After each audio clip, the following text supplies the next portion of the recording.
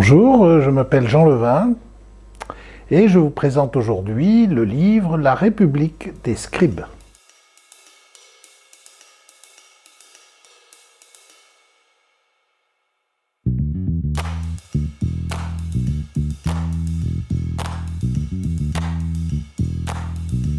Pour me présenter, je dirais que je suis quelqu'un qui a suivi un parcours classique d'études, donc j'ai fait une grande école de commerce et Sciences Po, et j'ai choisi le métier de banquier. Je suis devenu banquier international, j'ai même fait de la banque d'affaires pendant 10 ans, également de la banque de détail dans un cadre international.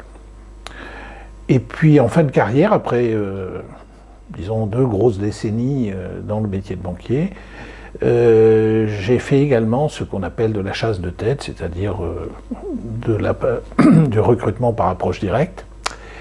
Et j'ai eu l'occasion de travailler également pour notre défense nationale en tant qu'officier traitant dans un état-major. Voilà un petit peu ce que j'ai fait sur le plan professionnel. Et puis après, j'ai eu ma période politique, donc je n'ai jamais vécu de la politique, mais j'ai exercé pendant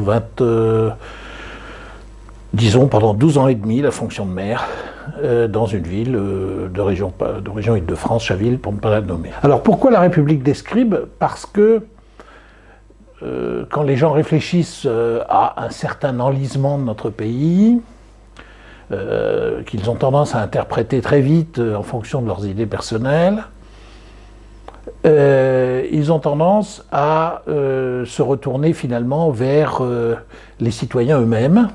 Ce n'est jamais l'administration qui est responsable, jamais les politiques, ou alors trop, ou la conjoncture internationale, la mondialisation, tout ce que vous voulez, mais rarement le fonctionnement du système avec une analyse un petit peu poussée sur ce que c'est. De notre point de vue, de mon point de vue, c'est d'abord un dysfonctionnement qui n'est pas nouveau, qui ne date pas du président actuel, et qui date de plusieurs décennies, où ce qu'on peut appeler une caste s'est progressivement arrogé le pouvoir, et en même temps qu'elle s'arroge le pouvoir, elle a acclimaté, puis imposé une manière de penser, une vision du monde, et une proposition de traiter ces difficultés, qu'on pourrait appeler la doxa des scribes. Justement, et c'est là qu'intervient un peu la vision pragmatique des choses telle qu'elle peut venir du métier de banquier ou de la fonction de maire. Quand on traite les moyens de travailler, c'est-à-dire l'argent ou la puissance de l'État ou de la puissance publique en général, on doit forcément être pragmatique parce qu'on ne peut pas obliger les choses, obliger les gens dans une démocratie ou dans un rapport commercial à faire ce qu'on veut. Donc, je dirais, il faut pour ça proposer de façon à ce qu'on puisse en discuter et éventuellement être d'accord sur certaines réformes. Donc ce livre est pour à peu près un gros tiers, voire une moitié quasiment, je dirais, consacré à des propositions de réforme.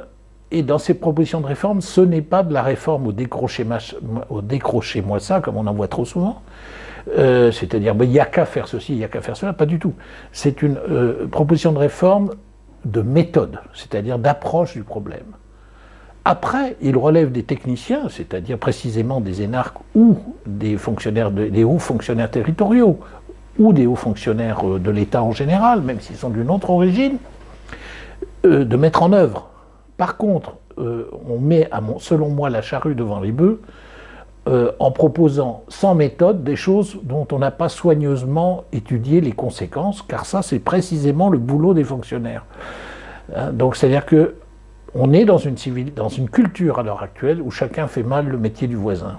Alors, je ne vous emmènerai pas dans les fines nuances qui séparent les différentes branches du mouvement radical. Ce que je dis simplement, c'est que le radicalisme, contrairement à ce qu'on a pu appeler le socialisme, ne cherche pas à être une doctrine, il est une philosophie. Et à partir de ce moment-là, une philosophie est forcément beaucoup plus plastique et s'applique beaucoup plus facilement à un environnement changeant, on nous le dit assez, qu'une doctrine qui, quelque part, va sur des axiomes ou des principes très établis, etc. C'est ce qui fait d'ailleurs l'échec, pas seulement en France, mais dans la plupart des pays européens, voire ailleurs, de la soi-disant social-démocratie. C'est parce qu'elle prétend être flexible, mais en fait elle ne l'est pas. Le radicalisme, lui, il offre des principes qui remontent à Gambetta, donc ça ne date pas d'hier, mais qui sont passés par Clémenceau, qui sont passés par Mendès France, etc. Bon. Donc ça veut dire que ce sont des gens qui avaient une philosophie chevillée au corps, qui leur permet de considérer que l'entreprise, c'est l'entreprise. C'est pas un bien, c'est pas un mal. Bon, contrairement aux libéraux qui pensent que l'entreprise et le profit gouvernent le monde et doivent le gouverner, hein, ou à l'inverse, des gens qui se prétendent socialistes et qui prétendent exactement l'inverse, que l'entreprise est le lieu de l'exploitation. Bien sûr que beaucoup de gens se font exploiter dans les entreprises, mais ce n'est pas l'entreprise qui est responsable, c'est les patrons. Bon. Donc le radicalisme, lui, va dire non, on peut tailler une ligne équilibrée, et c'est ça dont nous avons besoin aujourd'hui.